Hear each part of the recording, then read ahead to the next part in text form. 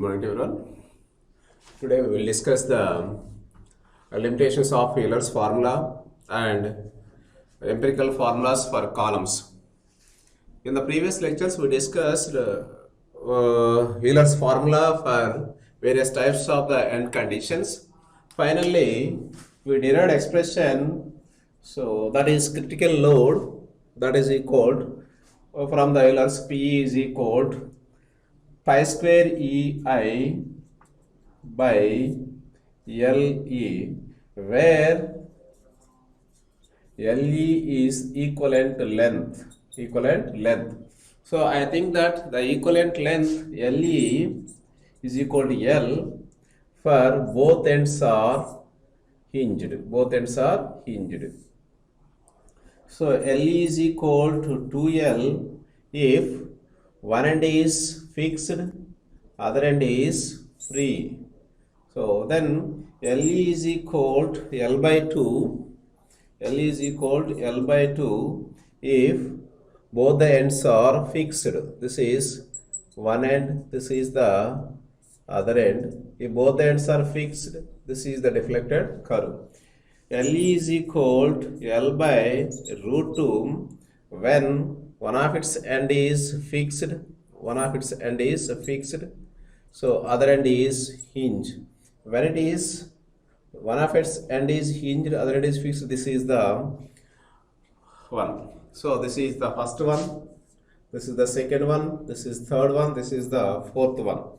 So these formulas are derived based on some assumptions. As per the assumptions, so the load is applied axially straight away, but practically it is not possible. So for that, another formula is derived by the Rankine by conducting the so many experiments. Finally, they conclude one empirical formula. So before going that, let us see the stress. For example, the critical stress sigma C is equal to, that is sigma C on a particular one, simply say as PE by A. We know that what about the PE, that is equal to pi square EI by A into LE square. Simply I would like to replace the I value by I is equal to, we know that, so radius of gyration K is equal to square root of I by A. From that, K square is equal to I by A. So therefore, I is equal to K into A. Here the I value is replaced by K into A. Here that becomes, that is equal to, I is equal to, what about the I? This is K square is equal to, that is K square into A. I is equal to K square into A. So finally, the stress, that is the critical stress represented by sigma C, is equal to pi square into E. What about the I is equal to K square into A by, so what about the denominator A into LE square? So this can be rewritten in another way also, that is equal to pi square into E. So A cancel, simply A cancel, whole divided by LE by K whole square. This can be rewritten in another way also. Here LE by K is called as slenderness ratio. So this is one important parameter, so in calculation. Now let us go for the empirical formulas. What about the empirical formulas? Now let us see the empirical formula for columns. Empirical formulas. Formula for columns. So what about so as we know that the Euler's theory is based on some assumptions, but practically the load is always not at the center of the or axis along the axis. So it is not realized. So by conducting the number of experiment by various authors, then finally they conclude one is Rankine.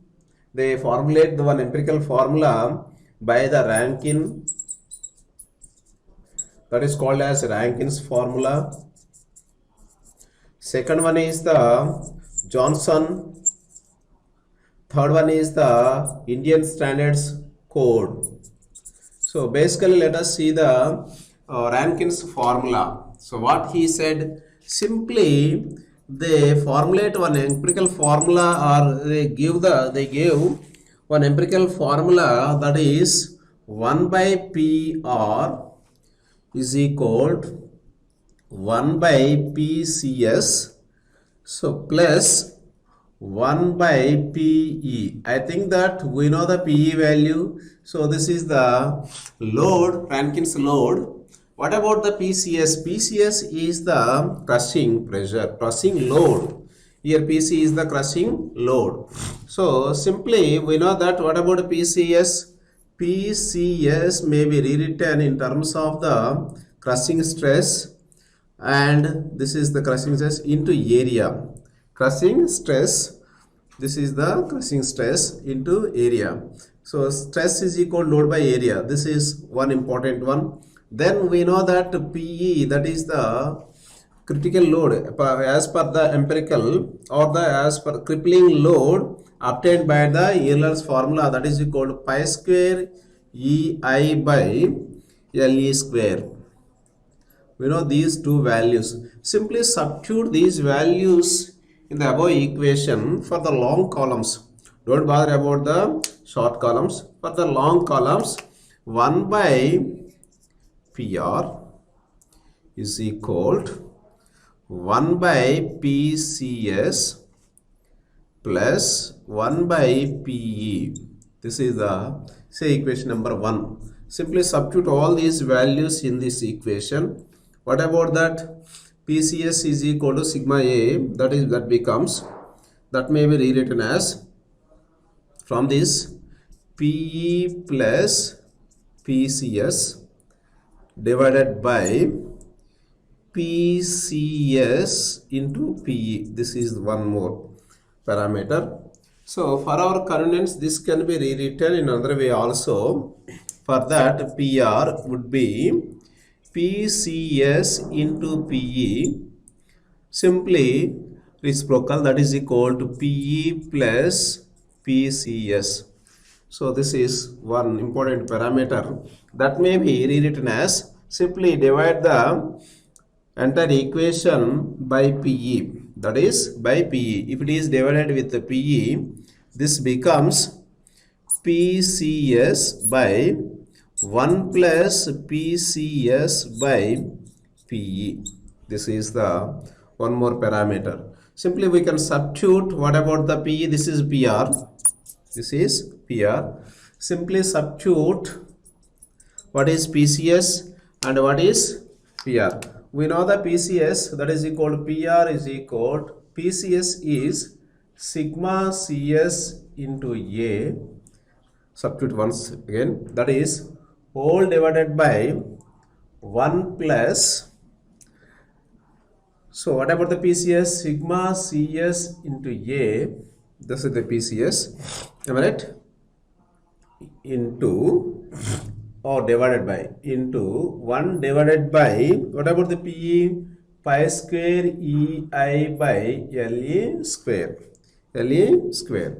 So simply I can be repeated as PR is equal to sigma CS into A divided by 1 plus, this can be rewritten as sigma CS into A LE square by pi square into EI. Here EI can be rewritten as, I may be represented as per the given. So I is equal to K square into A. So PR is equal to sigma CS into A whole divided by 1 plus sigma CS into A into LE square by pi square E into K square A, K square A. So simply it is cancelled. So what about this one? This can be rewritten in another way also. That is equal. Therefore, P R is equal. PR is equal. So there is no change in its numerator. That is sigma CS by A. This can be rewritten as 1 plus. Here this term may be rewritten as sigma C by pi square A, rewritten as one constant sigma CS by pi square E rewritten as one constant, that is Rankine constant A. So again LE by K whole square. LE by K whole square. So here PCS is the crushing load. PCS is the crushing load. Sigma CS is the crushing stress. A is the cross-sectional area. Capital A. Small a is the Rankine's constant. Small a is known as Rankine's constant. So that is equal to, what about that? Rankine's constant is equal to sigma C by pi square E. Pi square E. Here L is the equivalent length and K is the radius of gyration, that is for the least. So I think that the Rankine's constant and the crushing stress is not same for all the materials. So that may be given in another way also. So what we say, what we observed from this simply, so this is the one numerical, one derivation derived, one formula is derived for various boundary conditions or end conditions by the assumption of the some Euler's theory for analysis of columns. Generally, the columns are analyzed by Euler's theory. So that we have to make some assumptions.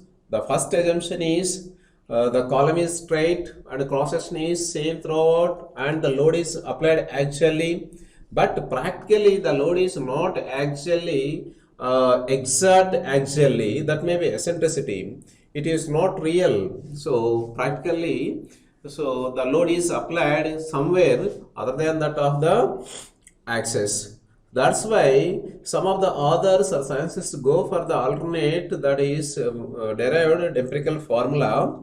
So whatever the empirical formulas, one is proposed by the Rankine, second one is the Johnson, third one is some more. So here the Rankine formula is empirical formula. The Rankine's formula for columns, that is empirical. Here we have to take into the crushing stresses also.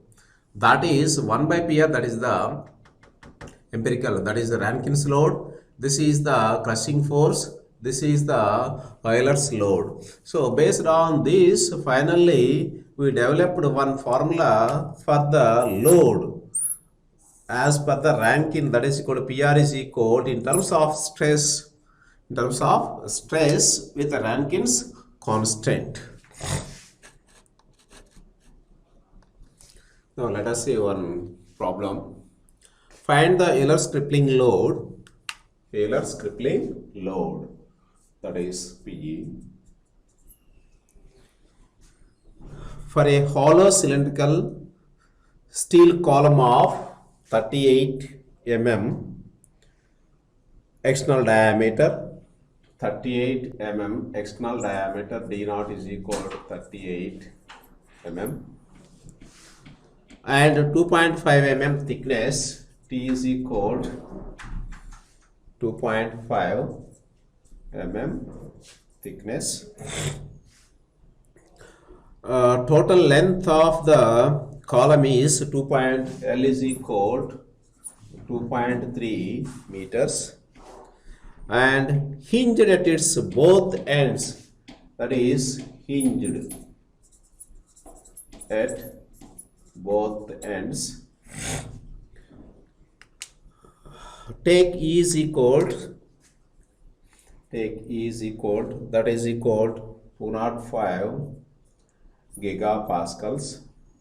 Then crippling load by Rankine's formula also, crippling load PR, by Rankin's formula. So we have to calculate the crippling load by the Euler's formula and crippling load by the Rankin's formula, and constant, that is Rankin's formula using constant as, that is equal to sigma c.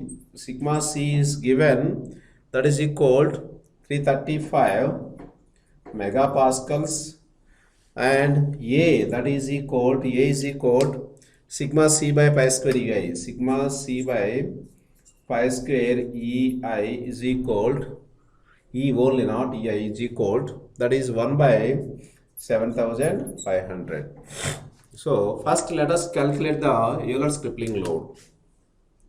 Now calculate the Euler's crippling load. Case 1, Euler's crippling load. Euler's crippling load represented by PE, as we know that, PE. So as for the formula, PE is equal to pi square EI by LE square.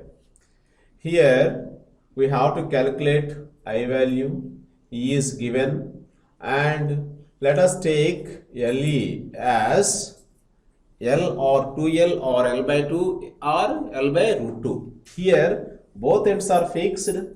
Since both ends are fixed, LE is equal to L, which is equal to 2.3 meters, that is equal to 2.3 into 10 cube mm. This is closed. That is one. Next, calculation of I, that is equal to, what about the calculation of I, moment of inertia? I is equal to, we have the two types of the formulas for the moment of inertia of a circular. Here it is column, simply in a circular shape, pi d power 4 by 32 or 64. We have a doubt. So whenever the beam is subjected to a compressive load, simply, so there is a bending along the length. It means that is along the inclined axis. Simply let us take pi capital D power 4 minus small d power 4 by 64. Keep it in mind, pi d, this is the important one. Pi d power 4 by 64. That is equal to pi by 64 into, what about the capital D? Here thickness is given. Here thickness is given. That is equal to, what about the outer diameter 38, thickness is 2.5. Outer the node by about, so 38 whole power 4 minus, what about this? This is 2.5. It means 38 minus 2.5, that is thickness. Here keep it in mind. So this is the one hollow cylindrical one. So this is the thickness. This is the D naught. Am I right? So this is given as 38. This is 38. This is the T. This is the T. So total T is simply 2T. That is equal to 2 into 2.5. That becomes 5. It means 38 minus 5. It is very, very important. That is 33 whole power 4. After computing this, finally it becomes I is equal to, whatever that value, so 14.05 into 10 to the 35 mm power 4. We calculated the one. Already L is taken as LE, taken as L. Then substitute all these values in equation number 1. This is equation number 1. After substituting all these values, finally, so that is equal to PE is equal to pi square into E is also given, that is 205 gigapascals. It means Newton per meter square. Finally, that becomes 205 into 10 to the 10 cube into 14.05. This is moment of inertia into 10 cube into pi whole divided by, here L is given, that is equal to LE square, that is equal to 2.3 into 10 cube whole square. After computing these values, the final load that is equal to 16.88 kilonewtons. This is the load. Then now calculate the second one is the Rankins. What about the Rankins? Rankins crippling load. Second one is the Rankins crippling load. What about the Rankins crippling load? So we know that PR is equal sigma CS into A whole divided by 1 plus A into LE by K whole square. So this is the important one. Here we know the LE value, that is known thing. We have to calculate the capital A. Since sigma A is given, capital A is to be calculated, LE is given, A is also given. So we have to find out the K value and A value. Now find out the area. What about the area? That is equal to pi by 4. We know that pi by 4. It is hollow. Since it is hollow, d square minus small d square. We know that is equal to pi by 4 into 38 whole square minus 33 whole square. Its area is equal to 88.75 mm square. This is power. Next, coming to the calculation of K. As we know that K is equal to square root of I by A. A is known and I is also known. What about the I value? It is already calculated as 14.05 into 10 cube into 5 whole divided by, what about the A? Just now calculated, that is 88.75 under square root. So which is equal to 12.6 mm. Substitute all these values in equation number 2, simply in equation number 2. After substituting all these values, finally it becomes, what about that, sigma PR is equal to sigma CS into A whole divided by 1 plus A into LE by K whole square, that is equal to, whatever sigma CS, that is given 335 into area is also find out 88.75 whole divided by 1 plus the Rankins constant is also given 1 by 7500 into, what about LE? LE is also given 2.3 into 10 cube. K is also known as, that is equal to 12.6 whole square. Finally, it is 17.16. PR is equal to 17.16 kilonewtons. So this is the procedure to calculate the Euler's crippling load as well as the Rankins crippling load. What we did, simply today we covered limitations of a Euler's theory.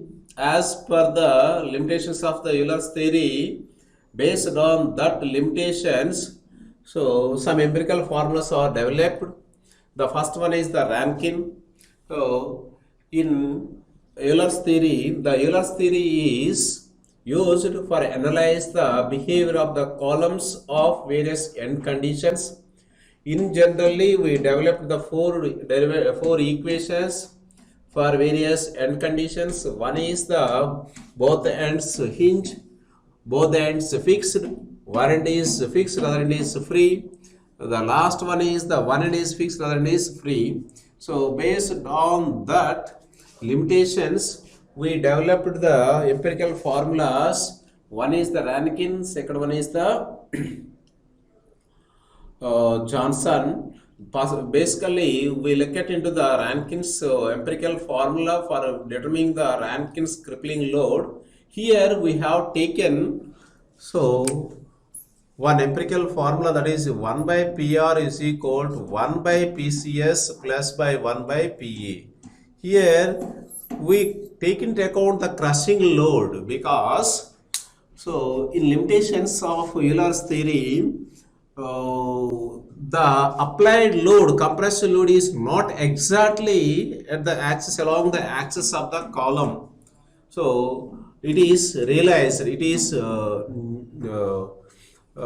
actual one. So that's why Rankine conducted number of experiments, and finally they derived one empirical formula for crippling load, since the load is not exactly acting at the along axis. So finally they developed one empirical formula PR in terms of the crushing stress and Rankine's constant. So based on this, we can find out the crippling load as per the Rankine's crippling load formula. So